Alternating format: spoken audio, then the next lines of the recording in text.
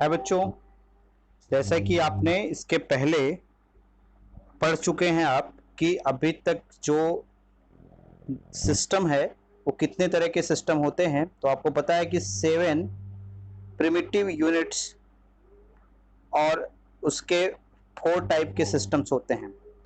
ठीक है, जो एटम होता है, देखिए सिस्टम कुल बात की जाए तो 7 टाइप के सिस्टम होते हैं। तो आपने पहले ही पढ़ चुके हैं, क्यूबिक, टेट्रागोनल, आर्थोरॉम्बिक, हेक्सागोनल, राम्बोहेड्रल और मोनोक्लिनिक, ट्राइक्लिनिक सिस्टम। ये 7 टाइप के सिस्टम होते हैं और टोटल 4 टाइप का एटम का अरेंजमेंट होता है। लेकिन हर सिस्टम में एक जैसा अरेंजमेंट नहीं होता। अगर कोई क्रिस्टल क्यूबिक सिस्टम का क्रिस्टल है तो उसका जो अरेंजमेंट होगा वो प्रिमिटिव होगा, बॉडी सेंटर्ड होगा या तो फेस सेंटर्ड होगा, एंड सेंटर्ड कभी नहीं होगा। और उसके सभी साइड क्या होंगे, ठीक है, बराबर होंगे और उसके सभी एंगल 90 डिग्री के होंगे।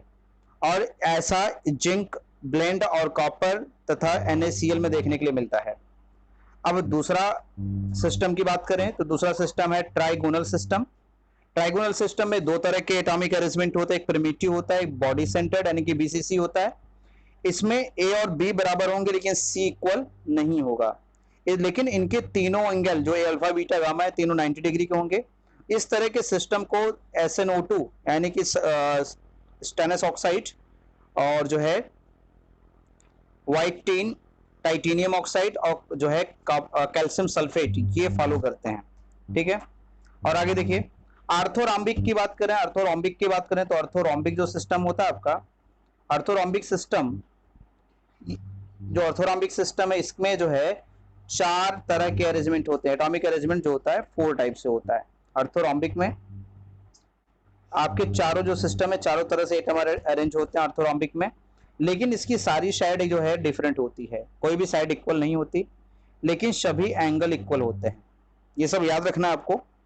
और जो रोम्बिक सल्फर, पोटेशियम नाइट्रेट और बेरियम सल्फेट होता है, ये सब जो है आर्थोरॉम्बिक होते हैं, याद रखिएगा।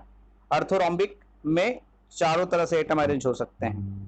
अब हेक्सागोनल की बात करें तो हेक्सागोनल जो होता है उसमें ओनली प्रिमिटिव यानी कि सिंपल अरेंजमेंट होता है, बाकी कोई अरेंजमेंट नहीं पॉसिबल होता है। इसमें A और B इक्वल होंगे लेकिन C इक्वल नहीं होगा। अल्फा बीटा दोनों एंगल बराबर होंगे 90 डिग्री, लेकिन गामा जो है 120 डिग्री हो जाएगा। और ग्रेफाइड जो आपका होता है वो एक हेक्सागोनल सिस्टम है। जिंक ऑक्साइड एक हेक्सागोनल सिस्टम है। कैडमियम सल्फाइड एक हेक्सागोनल सिस्टम है। ये सब याद रखना है आपको। राम्बोहेड्रल जिसको ट्राइगोनल भी कहते हैं, राम्बोहेड्रल जिसे ट्राइगोनल भी कहते हैं, इसमें सिर्फ प्रिमिटिव अरेंजमेंट होता है, इसके तीनों साइड बराबर होती है, लेकिन अल्फा, बीटा और गामा तीनों एंगल बराबर होंगे, लेकिन 90 डिग्री कभी नहीं होगा बेटा, इसको याद रखना।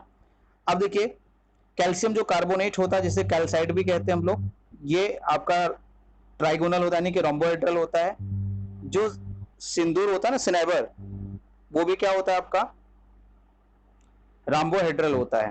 ठीक है, अब देखिए मोनोक्लिनिक सिस्टम की बात करें तो मोनोक्लिनिक सिस्टम में जो आपका है प्रिमिटिव और एंड सेंटर्ड, ये दोनों जो है आपके मोनोक्लिनिक में आते हैं और तीनों साइड इसकी बराबर नहीं होती और इसके एंगल, 2 एंगल अल्फा और गामा बराबर होते हैं, लेकिन बीटा 90 डिग्री नहीं हो सकता।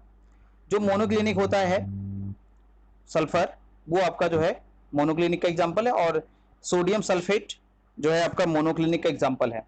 अब आते हैं ट्राइक्लिनिक की बात करते हैं। ट्राइक्लिनिक में सिर्फ प्रिमिटिव अरेंजमेंट पाया जाता है, लेकिन तीनों साइड इसकी डिफरेंट होती हैं और तीनों एंगल सेम नहीं होते, और अल्फा ना तो अल्फा का भी इक्वल, ना तो बीटा का भी इक्वल होगा, ना तो गामा इक्वल होगा, और ना ही ये 90 डिग्री के इक्वल होंगे। अब ऐसा जो है आपका कहाँ देखने मिलेगा आपको, पोटेशियम डाइक्रोमेट इसको बोलते हैं। पोटेशियम डाइक्रोमेट में, कास्टिक सोडा में, कॉपर सल्फेट में और बोरिक एसिड में, ये इन सब में आपको देखने के लिए मिलेगा क्या, ट्राइक्लिनिक अरेंजमेंट। अब ये जो देखिए जो आपका ब्रेव लैटिस है, यहाँ पे 14 टाइप के जो ब्रेव लैटिस होते हैं सब बना के आपका दिया हुआ है यहाँ पे।